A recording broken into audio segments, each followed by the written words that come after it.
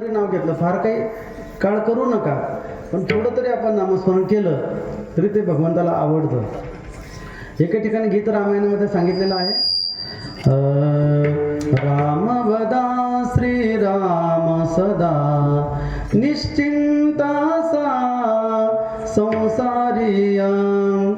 राम वदा श्रीराम सदा सुख सर्व मिळे स्मरणात जरी दुःखात स्मरा भवताप नुरे. सर्वांतरी तो श्रीराम बुरे, सर्वांतरी तो श्रीराम बुरे.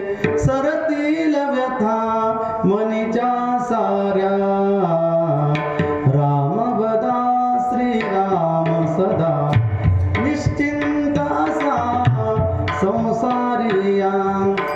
म्हणून संसारी लोकांनी जर फक्त आणि फक्त रामाचं नाव जरी घेतलं तरी आपण निश्चिंत झालो असं समजा. कारण आसोनी संसारी जिव्हे वेगू करी, वेदशास्त्र उभारी बाह्य सदा. वेद शास्त्रांनी पुराण वरती हात करून सांगतात, तुम्ही संसारामध्ये असून जरी थोडं जरी देवाचं नामस्मरण केलं, परंतु आपण नाम घेतो की इथून गळ्यापासून वर, इथून खाली हृदयामध्ये रामकृष्ण नामे ही दोन्ही साजिरे हृदय मंदिरे स्मराकारे. किंवा ज्ञानदेवा ध्यानी रामकृष्ण माळा हृदयी जिव्हाळा श्रीमोदया. कल्पतरूच्या झाडाखाली बसल्यानंतर जसं त्या ठिकाणी प्राप्त होतं, कल्पतरू तळवटी जो कोणी बैसला काय बानो त्याला सांगा जोजी.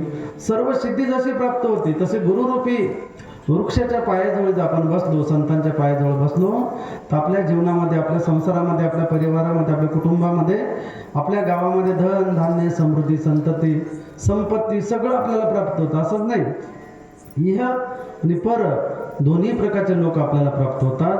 परंतु हे सगळं करत असताना आपल्याला श्रद्धा असली पाहिजे. भावे विन देव न कळणी संदेह, गुरु विना अनुभव कैसा कळेल. शेवट